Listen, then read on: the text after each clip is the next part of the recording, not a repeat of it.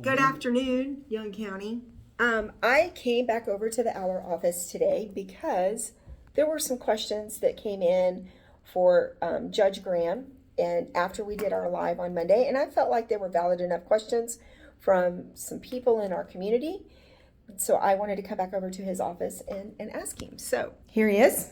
Hello. He's got his notepad and his calculator to answer my questions. So, Judge Graham, one of our questions came from Mr. Budge in our community, and he questioned on the live video after the video. And he said, if the large possibility of a data center, because like I said, it's a big if the data center came, and I know in the video you said that it would lower, there's no way it could not lower our property taxes by 50%. Mr. Budge asked, what if our valuations go up? Wouldn't our property taxes go up? So do you want to explain to the community what would happen to our valuations with the possible data center? What happens? So everything is theoretical right now, but let's make an assumption that the data center is going to come into Young County and that they're going to start construction. I think it would be realistic to think that during the start of construction, property values around the site would probably go down because of the increased construction in the area. After that, I think it would be realistic to believe that those properties that are around the data center, say with a 5-mile radius of the data center, those property values probably would go up. Case in point is in Jack County with the solar farm that's going in Jack County. I know that the properties around the solar farm in Jack County are receiving offers for $30,000 an acre, from anywhere from $30,000 an acre to $60,000 an acre for businesses that want to come in and be connected to the solar farm. As far as properties that are probably any further than a 5-mile halo from the data center, they're going to be completely unaffected by the data center being there. It's just going to be those properties that are directly within the halo of the data center. Okay. So you broke it down to me that our tax base now is 1.6 billion? Yes, 1.6. Okay. And if a data center came in, it's proposed, I call it the cupcakes and rainbows, would be $10 billion. That's the number that they kept throwing out right. when we were meeting with them. And so that would be a 7 times increase. That would be. So we are at 1.6 billion right now. If you added 10 billion to that, that takes us to 11.6 billion. So the 10 billion data center would be 86% of the total tax base in Young County. And that total new tax base of 11.6 billion would be a little bit over a 7 times increase of our current tax base right now. And our county needs would not increase 7 times. No, there's no way they would increase 7 times. I mean, our county needs would increase a little bit. Yeah. But there's no way they would increase 7 times. There is almost, I'm going to say there's zero chance that this would not result in a material decrease in our tax rate. Okay. Because, yeah. And so every county need, we could look at it as the data center's paying 86 cents on the dollar. Sure, totally. And the residents are splitting the other 14 cents. Absolutely. So okay. I like to use the school as an example because I think a lot of people can relate to that. So let's say the school wants to do a capital improvement. They want to build a new school somewhere. Right now, when we're having those bond elections and deciding whether or not we want to participate in a school bond, we're trying to decide if we want to participate in 100% of the cost of building a new school. Under this scenario, if we had a school bond election, we'd be deciding if we want to participate in 14% of the cost of building a new school because the data center is going to take 86% of it. Gotcha. Okay. That breaks it down for me. Like the idea of our county needs would not increase by 7 times. So the more value would not, the increase of any property values would not be parallel to the increase in our total base. And that makes sense to me. That's correct. Okay. All right. The other question that came about was about that Tapadero solar abatement. And I'm just going to give a quick education and summary to everyone. There is a standard state of Texas abatement that the commissioners have the authority to do. But then the court also has the authority to do something outside of that standard, and that's called a pilot abatement, payment in lieu of taxes. And so what we've done here is a pilot program on Tapaderos. Some folks thought, well, we're just giving them a 10-year free tax break, and they're not paying any money for 10 years. Can you explain to us what they're paying? Absolutely. So it's an easy point to get confused, because almost every tax abatement in the state of Texas is 100% abatement of property taxes.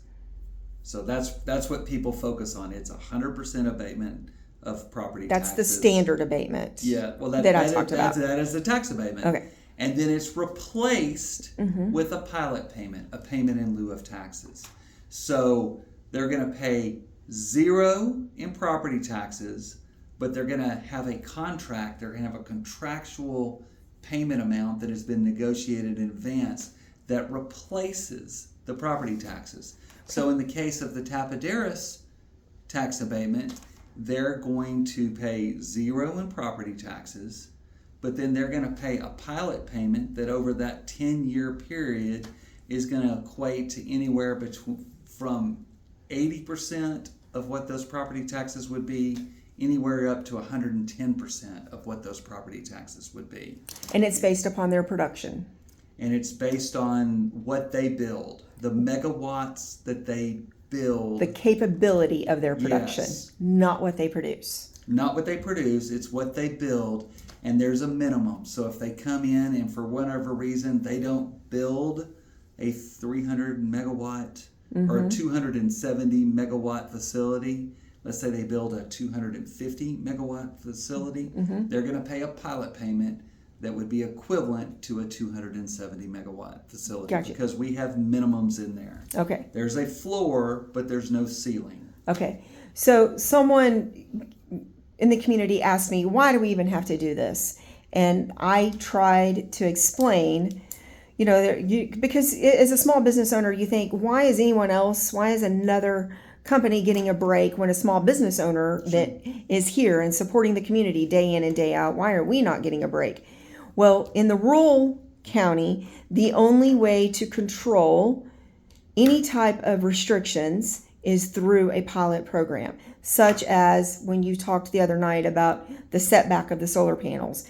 That would not happen. So that neighbor would not get that setback if the pilot was not. Right. So it's not just the taxes, it's also the terms and conditions. Right. So without a tax abatement, they could build the solar farm up to the property line. They could have no limitations on the noise that's produced on there. They could have no responsibility for repaying the county for any damage to the roads, just like we as citizens aren't obligated to the county as we wear and tear the roads too. They wouldn't have to declare Young County as their sales tax center. There's a lot of things that they have agreed to that they would not have to do if they did not enter into a tax abatement with us. Okay. And so the entity, they're interested in doing this, or they are negotiable into doing a pilot program. And I'm talking about any entity anywhere in the state of Texas. And what's motivating them is a little discount over what they would pay. And so Tapaderos, you're projecting that their discount over their 10 years could be at the most 20%. At the most. I mean, honestly, I don't think they got a discount. If anything, I think they're going to pay us a premium. And I can't prove that out until they build the system. Our appraisal district appraises it, and it's on the tax rolls. But the reason they want a tax abatement agreement is that they're borrowing money. And they're borrowing money from their private equity firm that backs them, and they need to have a document that they have community participation for the project to be funded. And so that is their incentive for doing a tax abatement, I believe. Now, that is knowing that, That is why we were able to negotiate the strongest financial tax abatement agreement that has been done in the state of Texas to date. Yes. Now, I do know that other counties are taking our abatement agreement and they're starting to copy it. So we're going to see some people using our agreement, but we negotiated undoubtedly the strongest financial tax abatement agreement that had been done at that time. Well, then my accounting mind is like, okay, well, then they would pay 110% up to possibly on this one because their interest rate is probably lower and they needed to get that to get the funding. Well, absolutely. And then there's another aspect to it they're going to pay a flat pilot payment where the payment is the same in year 1 as it is in year 10. If they were going to come onto the tax rolls naturally, they would pay a bunch in year 1, and then because of depreciation, it shrinks down. So they're going to pay less in years 1, 2, and 3. They're going to pay more in years 8, 9, and 10. For them, and as a business owner, you understand the time value of money. Correct. Counties don't have the ability to invest in high interest things. We have to invest in treasury bills. We have to invest in CDs. Time value of money is not as important to the county as it is to them as a business. Correct. So it's easier for me to give up the 1, 2, and 3 revenues knowing I can capture it at the end. So that is another aspect from a business standpoint that's a benefit to them. Okay, let's talk about abatements on the wind farms, the solar farms that were done prior to you. How many cents on the dollar are they generating for us? All those deals were generating anywhere from 20 cents on the dollar to 30 cents on the dollar. Because they have been built, so now they've been proven, those abatements. And so the court and the consultant, and what you developed on Tapaderos, that abatement is much stronger than what we've had in the past, and we can see the results of the ones in the past. Absolutely. Okay. Absolutely. And so they're paying 20 to 30 cents on the dollar of what they normally would have paid in taxes. So for the viewers and the voters, when they look at an abatement, just like myself, and they're like, well, they haven't worked in the past, that's a valid concern. But now we have set a record in what we've negotiated out. Absolutely. And I think part of the reason for the difference in those abatements is the reason for those abatements. I believe those prior abatements were done in a way to entice those investments into Young County. We went at it with an attitude of we were under the opinion they were probably coming no matter what, and we wanted to create some protections for Young County, but we also wanted to guarantee that we were going to get as much money as we could in Young County. And we really felt like we had quite a bit of leverage with them. Okay. And so do you feel that data centers, solar farms, and wind farms, they're starting to get comfortable and they're coming no matter what? I think most of these data center projects are coming no matter what. And we need to capitalize. And I think we need to decide, I think counties are going to have a real discussion and decide, do we want to build in protections for ourselves? Or do we want to capture full revenue? And you need to understand, if you're going to capture full revenue, you're going to capture that revenue on a delay from when you're going to need that money or see increase in demands on your services. So, when you're going to see a strain on your county the day construction begins on that data center. Before you see any benefit if you don't structure something. You won't get your first dollar of tax payment anywhere from 3 to 5 years after the start of construction. So you're going to, as a county, have to, if you don't do a tax abatement, and there's nothing wrong with making that decision, but then you're going to have to find a way to pay for increased police, increased road services, increased demand on your dispatch services. Your courts are going to get busier. There's just all kinds of things are going to happen, and you're not going to get any revenue from anywhere for 3 to 5 years. So you could have, if you didn't do a tax abatement, you could see an instance where you're going to have to raise taxes because your demand on services is going to go up. And then once that revenue starts flowing in, then you can dramatically decrease Okay. the tax rate. All right. Do you have anything else you want to add?